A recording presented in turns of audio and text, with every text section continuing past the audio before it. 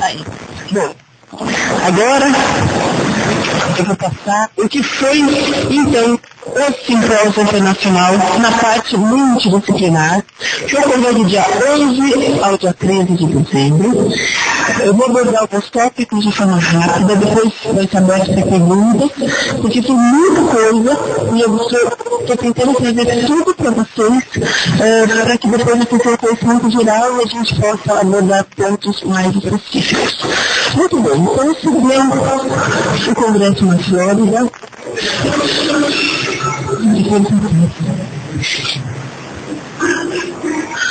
Como vocês sabem, a terra do Mickey Mouse foi este o local do evento, um grande hotel com uma estrutura muito boa, que acolheu então mais de 1.000 pessoas para esse evento.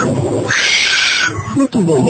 Eu fiz o número das aulas porque assim que elas eram divididas, porque eram módulos multidisciplinares e no mesmo tempo tinha módulos da parte médica que o Dr. Marco vai passar para vocês depois.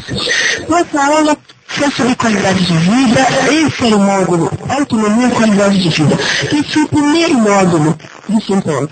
Então, a importância que existe, autonomia e qualidade de vida em paciente com ela. Então, o filme que aconteceu no Canadá comparou duas escalas de qualidade de vida e eles compararam a qualidade de vida do paciente e a qualidade de vida do cuidador. Muitas vezes a gente se preocupa só com o paciente. O paciente vem aqui, a gente faz escala, a gente se preocupa, e o cuidador é a pessoa que está com anos, há anos. Como está a qualidade de vida dessa pessoa? Como que ela se sente com relação ao paciente? Então, dessa forma, houve uma diferença na qualidade de vida e muitas vezes o cuidador está com uma qualidade de vida muito menor do que o próprio paciente. Então, foi a proposta de aplicação conjunta. Quando vocês chegarem, pacientes, a um lugar, a importância de que o seu cuidador também seja avaliado. Uma outra foi uma enfermeira, que ela é médica de Oregon, e Oregon é o estado dos Estados Unidos, onde existe o que eles chamam de dignidade de morrer. Então eles têm um ato nesse estado, onde você pode pedir ao seu médico que você não tem mais indígena. Então, o que ela levou foi a abordagem. Muitas vezes, quando você não tem esse direito no país, você fala, como eu queria ter? E como é quando você está no estado e essa lei, será que ela é usada? Será que isso é importante? O que ela viu foi que, em muitos anos desse ato, somente 35 pacientes pediram esse ato e 30% estavam num estado que eles chamam de hospice, que é um lugar para onde o paciente vai quando ele não pode ser mais acompanhado em casa. Não só pessoas que estão nela, mas pessoas que têm outras doenças como câncer. O que ela viu foi que muitos poucos pacientes pedem isso. Eles chegam a pensar, mas eles não pedem. Por quê? Porque muitas vezes, quando você tem direito, nem sente que você quer isso. Essa outra ficou escura, desculpe, mas eles falaram da religiosidade e a espiritualidade dos pacientes, como isso interfere na doença. E foi feito um questionário com pacientes e cuidadores, foi um estudo longitudinal que ocorreu com 34 pacientes e 20 deles eram casados e a maioria deles eram católicos. Foi disso que em relação ao sofrimento, os cuidadores sofrem muito com o paciente. Da mesma forma que o desgaste emocional é muito maior do paciente não tem quase desgaste. Muito mais do cuidador desse paciente. Com essa religiosidade, a maior parte dos cuidadores são muito mais religiosos, com muito mais essa religiosidade prévia do que o paciente. O paciente muitas vezes ele inicia uma crença após o diagnóstico. Concluindo que 41% dos pacientes já pensou alguma coisa sobre o fim da vida, mas quem tem uma abordagem religiosa muito tendo sorte, acaba nunca pensando nisso. E a maioria dos pacientes tinha uma base religiosa importante. Então, nesse mesmo módulo, essa outra palestra sobre a jornada do paciente dentro do diagnóstico, as experiências dos pacientes, foi visto que as maiores dificuldades são a demora do diagnóstico, que ainda existe em todos os países do mundo, não é só no Brasil, os grandes países dos Estados Unidos também existe, as dificuldades com os médicos para se obter as respostas que você precisa na hora que você precisa, e as dificuldades com a família e as crianças que moram na casa, e quanto à orientação psicológica a essa questão. A estratégia de comunicação também foi isso, foi um trabalho de 6 anos de pesquisa, de 2007 a 2010, 75 dos pacientes estavam nesse sistema de hospice. Eles, então, se comunicavam por todas essas formas, gestos, piscar de olhos, pranchas, 93 deles tinham equipamentos eletrônicos, mas mais de 50% tinham equipamentos eletrônicos para comunicação, mas não se comunicavam por ele. Se comunicavam por piscar, se comunicavam por gestos. Conclusão que eles acharam é que falta treinamento, não pode ser que o equipamento eletrônico de alta tecnologia não tenha uma boa aplicabilidade, mas sim que muitas vezes falta o conhecimento de como usar. Sobre cuidados paliativos, cuidado da educação e a prática disso, também foi visto que os profissionais, essa palestra foi muito interessante, foi uma fisioterapeuta que foi lá falar. Eu falei sobre a experiência dela de cuidar de pessoas que têm ela. E o que ela viu? Que os profissionais muitas vezes esquecem da sua vida particular para viver a vida do paciente. Muitas vezes se envolvem demasiadamente. E muitas vezes tem que haver um aprendizado profissional ao lidar com o paciente. Ela mesma escreveu que houve um momento da carreira dela que ela dava o telefone pessoal dela para os pacientes, ele ligava. Ela tinha aquele pequenininho. E essa filha falava, mamãe, eu vou esperar, o telefone, espera. Aí teve uma hora, ela parou para pensar, ela ficou um pouquinho. Ela falou assim, ela pediu um minuto para o paciente ficar no telefone, o paciente falou tudo bem. Ela atendeu a filha dela, voltou ao telefone e tudo foi muito bem. Então é o equilíbrio. Não é não atender, mas é equilibrar. Porque nós profissionais muitas vezes nos envolvemos com essa questão de forma maior do que, na verdade, deve-se, esquecendo da sua própria vida.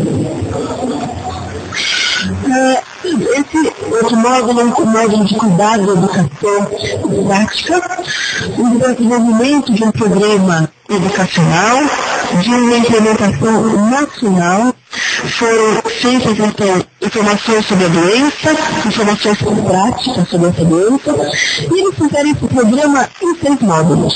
Módulo de fisiologia da doença, sintomas, cuidado dos sintomas em 2 módulos, cuidado espiritual e psicossocial, a promoção da dignidade e a qualidade de vida, e o que eles chamam de paliativo care, que é cuidado paliativo, é o cuidado no estágio último da doença.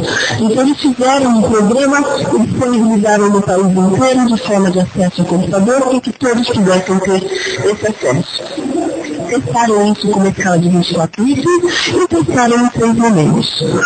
E viram que é importante que antes o paciente não tenha muito conhecimento, para ser o seu cuidador, e nas outros estágios, ele, depois que tem acesso a essas informações, ele passa a se conhecer melhor, a conhecer sua doença e ao cuidador menos ansiedade.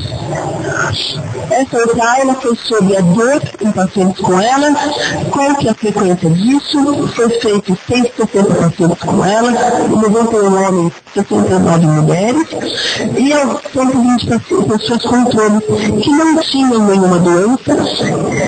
Foi visto, foi avaliado por essa escala. E eles viram que 90 pacientes tinham dor. Dos 120, 90 tinham dor. E dos controles, 53. Então, mais pacientes com ela do que pessoas com a mesma idade, sem nenhuma doença, apresentam algum tipo de dor. A frequência de dor é maior nos pacientes com relação ao pescoço e com relação aos membros inferiores, mas não é maior com relação às costas. Então, pessoas que não têm ela, têm muito mais dor nas costas do que pessoas que têm a doença. Da mesma forma que, para os tratamentos, os controles também usam. Pessoas que não têm ela também usam os mesmos remédios e às vezes usam mais remédio do que a pessoa que tem ela. Os tratamentos são esses, eu quero focar aqui, que tanto nos casos como nos controles, os pacientes usam a fisioterapia para melhorar a dor. E a dor interfere no comportamento, nas relações sociais, ela é tratada por medicamentos e em tempo inferior traumatóxica, ela está presente principalmente nos braços e nas pernas.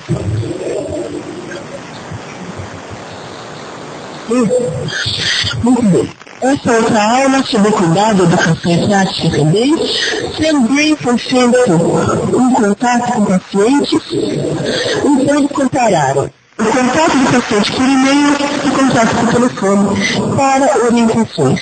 E o que eles viram foi que eles fizeram sempre um contato por semana, uma média de 20 contatos por dia, e viram que as pessoas ainda preferem o contato telefônico. Então, tanto para a compreensão da doença como para se sentir cuidado, tanto o cuidador pelo paciente preferem que essa abordagem seja feita por telefone, um pouco mais de proximidade com o profissional do que pelo computador. Esse outro foi um estudo nacional sobre a esclerose traumatóxica e a parte multidisciplinar. Então, foi feito um trabalho por computador, uma abordagem por computador. Os pacientes foram classificados como pacientes que frequentam um centro importante de referência no tratamento de ela e pacientes que vão em algum posto de saúde ou coisa assim. Qual é a diferença entre essa população?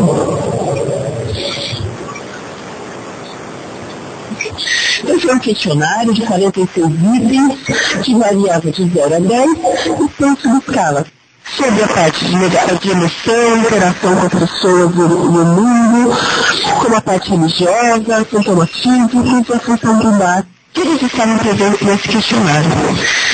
Então, os pacientes que foram acompanhados em algum lugar, eles tinham, a maioria deles, início dos sintomas dos membros, poucos com ela familiar, e os pacientes que não eram atendidos também tinham essa predominância.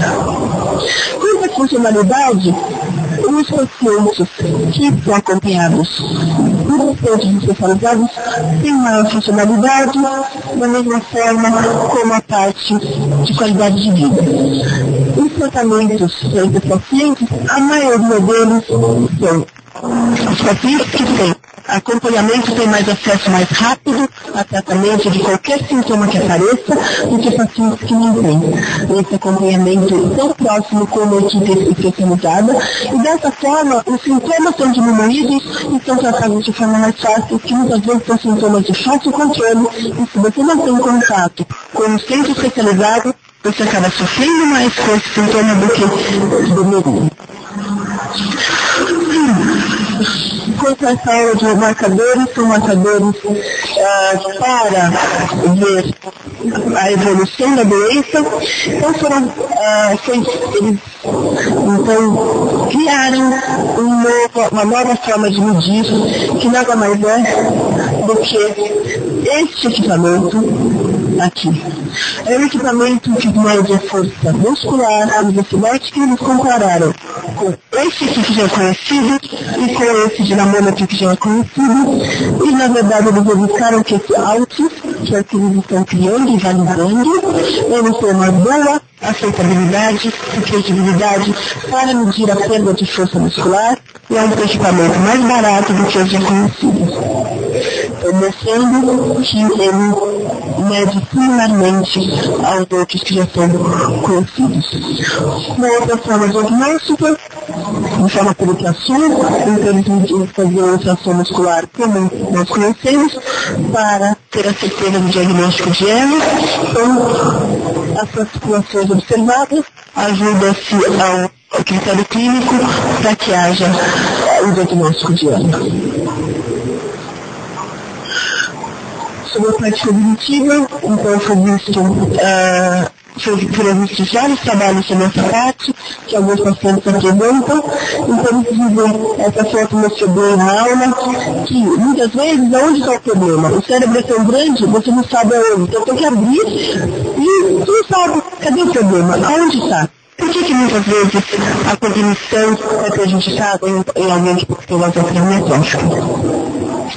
Então, eles fizeram vários testes para ver e eles viram que mais de 50% dos pacientes não têm alteração cognitiva. Concluindo que esse comprometimento, muitas vezes cognitivo, ele é associado a alguma apatia, alguma parte mais psicológica do paciente, difícil de encontrar a causa. Esse trabalho também falou da mesma parte cognitiva, sobre a parte de memória, muitas vezes no esquecimento. Foi visto, então, que o comportamento e a disfunção cognitiva dos pacientes existe em alguns, mas não é uma comum entre os pacientes, mas muitas vezes existem inconectores diagnosticados pelo médico. É uma outra validação de uma escala cognitiva, que foi feita de duas formas, forma cognitiva e comportamental. E foi visto, então, essa é a população estudada, foi visto que existe, em algumas escalas conseguem ver o comprometimento cognitivo, e em alguns outros a parte comportamental. Então, aqui mostrando que 71% dos casos, alguns pacientes com ela, alguns deles também tinham o que chama-se de demência frontotemporal associada. E concluindo que essa escala que eles testaram, ela tem uma boa validade para diagnosticar essa alteração associada à esclerose lateral amiotrófica. Aqui, da Clínica Mayo, que é um grande lugar de tratamento de ela nos Estados Unidos, foi visto que muitas vezes você tem que levar algumas mensagens para casa do que você aprendeu, então eles fizeram um programa para que o paciente leve algumas coisas escritas para casa, e isso funcionou como melhor explicação sobre o processo. Deixa eu passar aqui. Aqui. Bom, esse é um trabalho epidemiológico da área de epidemiologia, que foi feito por esse pesquisador alemão. Eles fizeram também uma parte de website onde o paciente poderia acessar e dizer como está. O que eles viram foi que a população total de 400 pacientes, que alguns deles tinham alguns sintomas especiais, e que, na verdade, para esse site, que é o que eles dizem aqui, tem que haver um coordenador que tenha contato com a equipe, com o paciente ou com os médicos, para que o site seja muito bem implementado. Sobre comunicação aumentativa, a parte de comunicação foi feita de forma epidemiológica, que é o quê? É um banco de vozes, né, que eu falei para vocês aqui no paciente. Então, antes de pegar a voz, você grava palavras e frases e depois isso tudo fica armazenado para que, quando o paciente não tiver mais a habilidade de falar, ele escolha e ele tenha a sua própria voz. Então, vários trabalhos abordaram assim. Muita gente não usa isso porque já existia um banco com uma voz que não era sua, previamente gravado.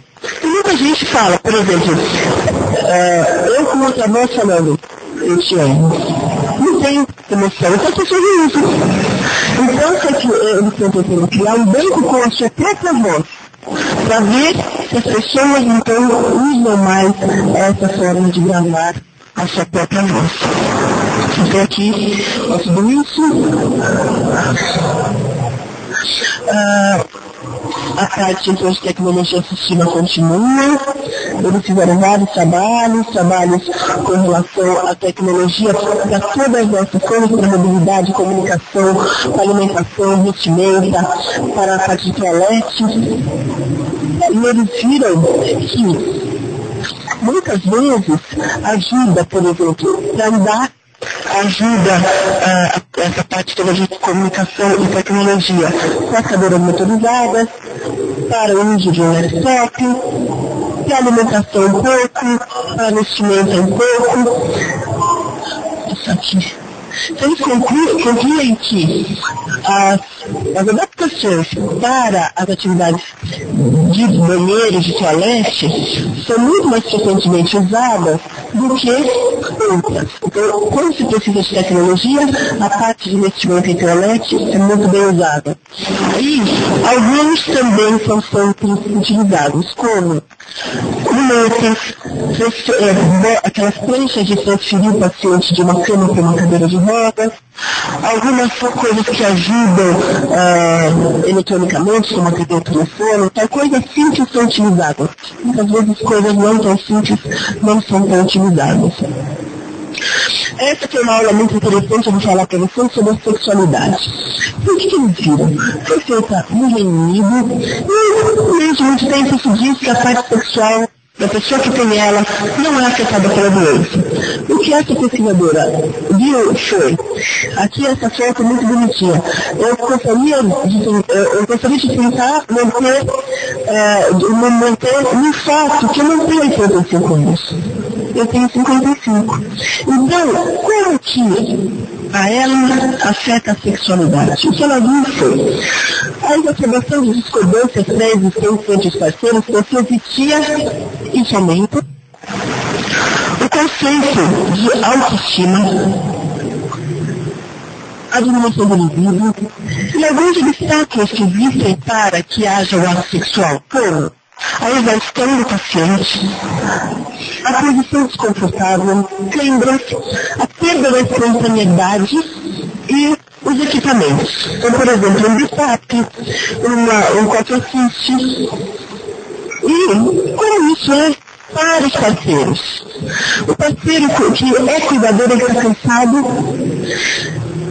Muitas vezes existe a perda da espontaneidade, algumas regras durante o ato sexual são modificadas, a cognição alterada e uma coisa que foi muito dita, as camas separadas. Então, se o paciente está numa cama hospitalar, é uma cama de solteiro, ele perde o contato. Que muitas vezes o que ele está falando não é o sexo em si, é o contato.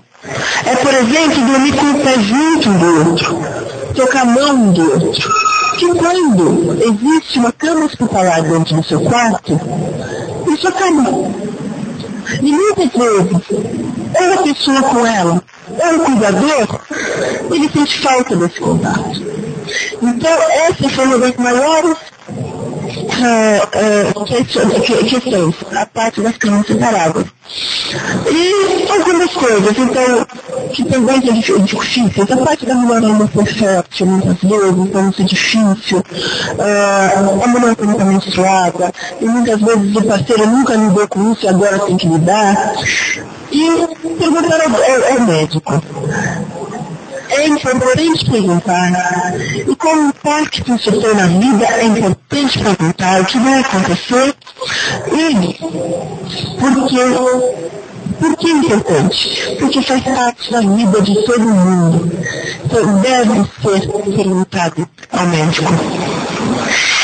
E essa aula, que eu não sei se eu consigo passar, foi dada por um tipo assim, que é um arquiteto, ele criou uma coisa que chama-se ALS Home, que é uma casa adaptada para pessoas com ela, que são solteiras. Que ele falou, eu sou solteiro. E aí, eu não tenho cuidador, não tenho marido, não tenho mulher, não tenho pai, meu pai mora em outro estado, como eu faço para ficar independente? Então, ele, juntamente com uma empresa, criou o que eles chamam de casa para pacientes com ela, aqui ficou ruim, mas deixa eu voltar. E qual é o custo disso? Ele, dessa forma, ele não mexe os braços, nem as pernas, ele mexe a cadeira por essa cabeça e anda para um lado para o outro, E com tudo isso na casa dele deve ser mais ainda, porque ele mora. Quanto custa isso? 2 milhões de dólares. Isso custa, e existem 18 pessoas dos Estados Unidos que moram nessa casa, nesse que deve ser um prédio, que eles adaptaram, que ele adapta. Mais uma forma de identificar o que o cuidador precisa, então volta as coisas que eu já falei, outros questionários, a preocupação aqui também, a preocupação com o cuidador, objetivos de avaliar como o cuidador está, qual a qualidade de vida, se ele tem dor, se ele tem ansiedade. Então tudo isso está mostrado aqui. Muitas vezes o cuidador, ele tem que ser cuidador, ele tem que limpar a casa, ele tem que fazer compra de mercado, e isso leva a exacerbação de ansiedade, de muitas vezes tristeza. E eu vou finalizar com essa aula, que foi a única aula sobre psicoterapia motora que teve. Interessante, mas a única aula que eles mostraram.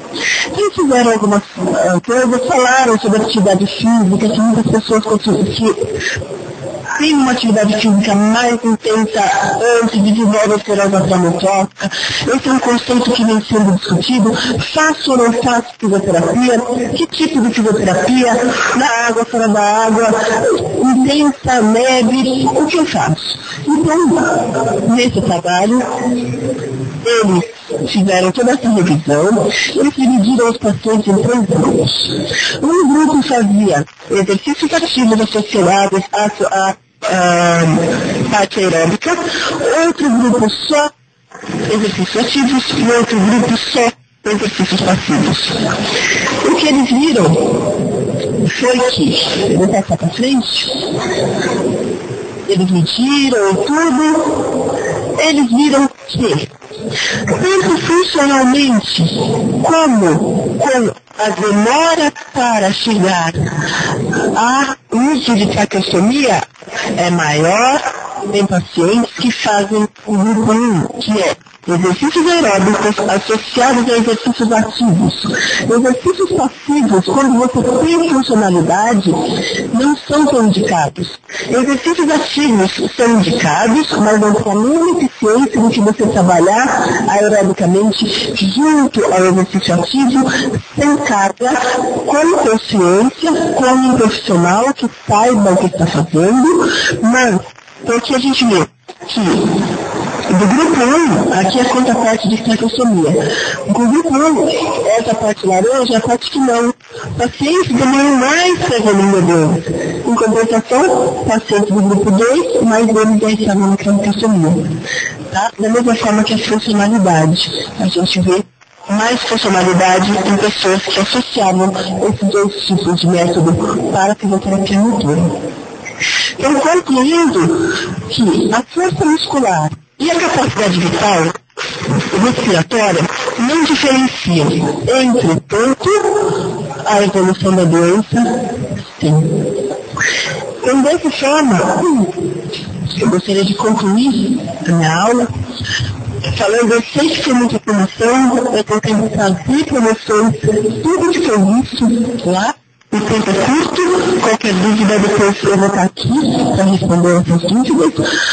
Gostaria de agradecer pela atenção de vocês e dizer que os simpósios internacionais e congressos, eles estão cada vez mais focando a qualidade de vida do paciente, a qualidade de vida do cuidador desse paciente. Eu nunca vi tanta pesquisa sobre o cuidador como aconteceu dessa vez, sobre a parte de qualidade de vida, de cuidado físico com dor.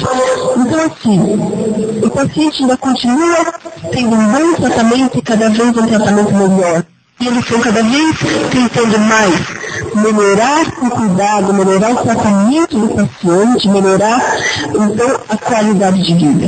Eu acho que isso vocês puderam ver que foi a grande base, a qualidade de vida do cuidador e do paciente com ele. Então, eu gostaria de agradecer a atenção de vocês, mais uma vez, e gostaria de chamar para a próxima aula o Dr. Marco Antônio. Dr. Marco Antônio... Dr. Marco Antônio